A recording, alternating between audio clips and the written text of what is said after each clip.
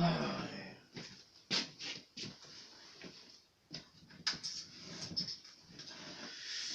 Amados hermanos, que el Señor les bendiga. Ha sido un placer estar con ustedes una vez más en este día para traerles el estudio bíblico de el libro de Efesios, capítulo 6, que habla acerca de la guerra espiritual. ¿Y por qué la guerra espiritual? Porque hay un problema que en muchas iglesias, a muchos creyentes, no se les está entrenando acerca de con qué es que batalla. Cada creyente está batallando contra un gobierno bien formado y es en rangos, o sea,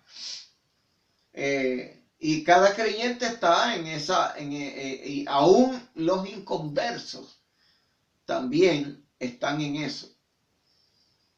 ¿Por qué?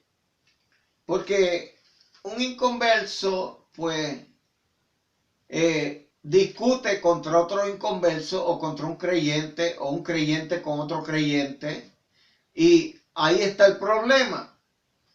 Porque cuando uno tiene a Cristo, uno aprende a vivir que las discusiones, todas esas cosas se evitan y vive una vida humildemente, así como Cristo fue. Pero el creyente no, el inconverso no, porque el inconverso está poseído, gobernado desde que nace en pecado y llega a la edad que empieza a tener conocimiento de lo bueno y lo malo. Y ahí empieza la guerra de la persona, porque desde chiquito empiezan a coger actitudes y cosas que son negativas.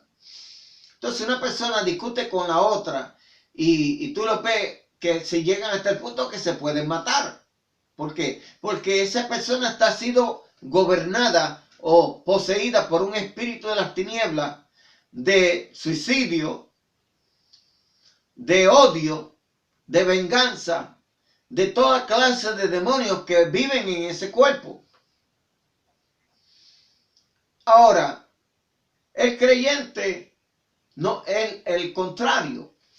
Pero la Biblia, cada creyente que va a la iglesia, no le están enseñando algo muy interesante, que es la guerra espiritual.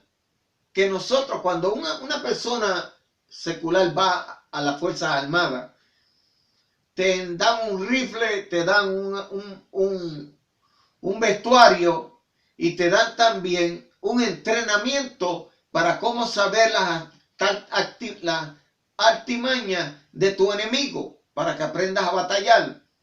Pues nosotros tenemos que hacer lo mismo, pero no lo están haciendo. La iglesia no lo está haciendo. Lo que están dándote es un entretenimiento para que tú vayas los domingos, de domingo a viernes, a domingo, de domingo a domingo, los 3 días de culto que te dan. Pero en ningún momento te enseñan acerca de la guerra espiritual. Y el amor es otro más que tienen que enseñarte. Cómo amar, cómo a lidiar con el problema del crecimiento, de cómo amar, de amar profundamente, así como Dios amó a la iglesia, amar los unos a los otros. Y la guerra espiritual, porque nuestra lucha, como dice aquí en el libro de Efesios. Pero antes de que entremos en la clase, en el estudio o la predicación, vamos a hacer una oración para que así podamos recibir la palabra del Señor y no palabra de hombre. Padre Santo, Dios de gloria, una vez más estoy aquí delante de tu presencia para pedirte, Padre, que esta palabra sea tuya, que seas tú el que multiplique, que seas tú el que hables y no yo. Padre, yo me vacío de mi conocimiento, de mi sabiduría, de aún de mi entendimiento y aún de mi propia persona.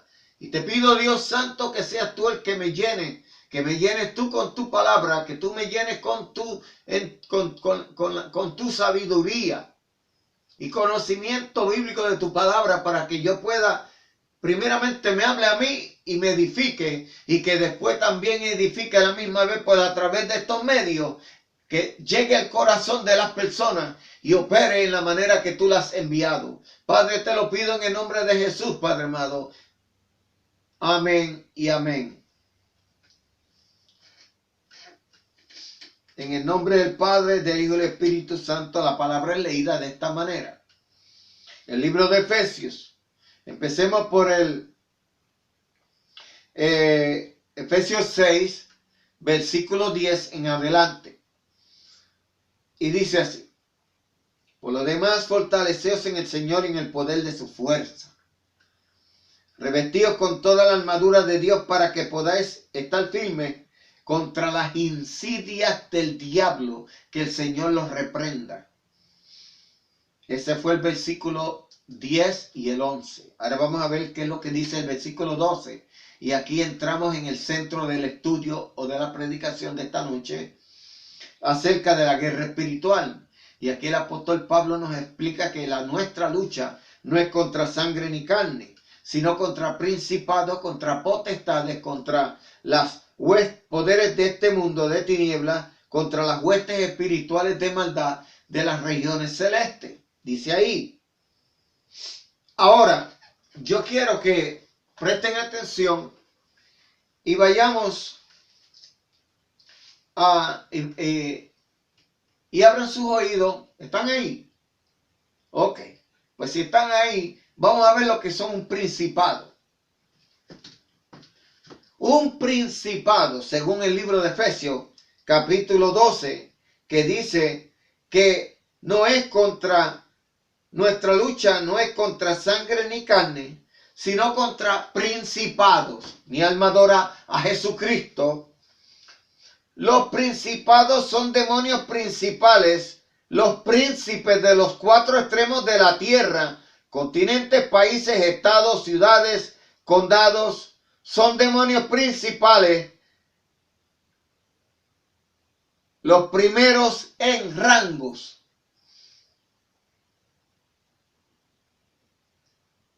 La Biblia afirma que Dios tiene también un orden para la iglesia. El pasaje de en 1 de Corintios, el 12:28, dice que Dios ha puesto en la iglesia primeramente apóstoles. Y asimismo Satanás se copia de la iglesia, de Dios, perdón. Pues él tiene principado y nosotros tenemos que apóstoles. Entonces, luego tenemos profetas. Y lo tercero, maestros. Y la palabra primeramente en este pasaje es protón y significa primero en orden de importancia. ¿Por qué diría Dios que los apóstoles son los primeros en orden de importancia? Esa pregunta, pero lo que quería verdaderamente explicarle acerca de principado, que son demonios principales, los príncipes de los cuatro extremos de la tierra, que están en las áreas de arriba.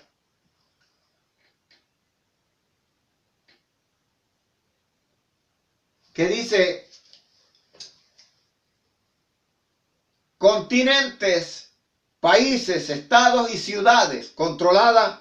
Estos demonios controlan el sistema de los aires. Arriba. Ellos tienen el control. Y eso es lo que tenemos en la lucha. Dice la Biblia contra principados. Porque muchas personas ven que una persona te discute y te dice algo, te habla malo, te robó algo, te hizo algo, y tú te crees, la persona se cree que le coge odio, y eso no es así, porque esa persona está poseída, no ha sido lavado, regenerado con la sangre de Cristo. ¿Entendemos? Hay una diferencia, que uno tiene que tener misericordia. Nosotros como creyentes tenemos que tener un cuidado de no cogerla con el hermano, ni con el vecino, ni el primo, ni con el que sea. Porque aún entre creyentes tenemos que tener cuidado. Amarlo. Ama a tu hermano como a ti mismo. Y si tiene algún problema, esa persona ha caído de alguna forma, ha bajado espiritualmente. Entonces está siendo víctima de ataques. En vez de nosotros cogerla con él, sino corremos por ello para la restauración de esa persona. Porque Satanás, que el Señor lo reprenda, es muy astuto en maquinaciones. Y la persona que no tiene a Cristo, pues está poseído por demonios que lo tienen a él, demonios de odio, de venganza, de crimen, de robo, de homosexualismo, de fornicación, adulterio, lascivia y toda clase de malicias. Ahora veremos cuál es el próximo, que dice la Biblia que es contra potestades. Primero principados, ahora potestades. Vamos a ver qué dice la Biblia, mi Biblia, de la guerra espiritual acerca de las potestades. Las potestades, la palabra potestades en griego es exousia. Las potestades son especialistas. Estos especialistas tienen una capacidad especial y son muy competentes. Tienen mayor libertad en la jurisdicción. Son como el FBI, la CIA, del rango demoníaco. Que el Señor los reprenda. Cuando otros espíritus no pueden terminar el trabajo, Satanás, que el Señor los reprenda, envía a potestades contra el pueblo de Jehová, de Yahweh, de Adonai, de Elohim. Y estas potestades operan por medio de la brujería y atacan a las personas mediante 3 categorías de brujas. Brujas ciegas o naturales. Son personas que han estado dedicadas a ser brujas, pero no son conscientes de ello. Brujas funcionales. Brujas que operan por medio de planes muy bien pensados para obrar tinieblas contra espectadores inocentes. Y brujas carismáticas es una brujería que opera sublimemente por medio de personas en la iglesia. Hay personas que dentro de la iglesia son brujos. Y hay muchas veces que nosotros decimos, pero yo no siento la presencia de Dios, yo noto una fricción, una presión, una opresión. ¿Qué es lo que está pasando aquí? No se manifiesta el Señor, no hay manifestación, no hay sanidades, no hay dones. Y se debe a eso. Se debe a que se ha metido dentro de la iglesia una bruja, un espíritu entre una persona y está en la atmósfera, está apagando la atmósfera. Esa persona tiene algo pegado y el pastor, como tiene los ojos, espirituales cerrados, no ve lo que se está manifestando en la iglesia, y lo que hace es que hacen un entretenimiento y se despiden y ahí quedó. Ok, continuemos con la clase o el estudio, y ya hablamos acerca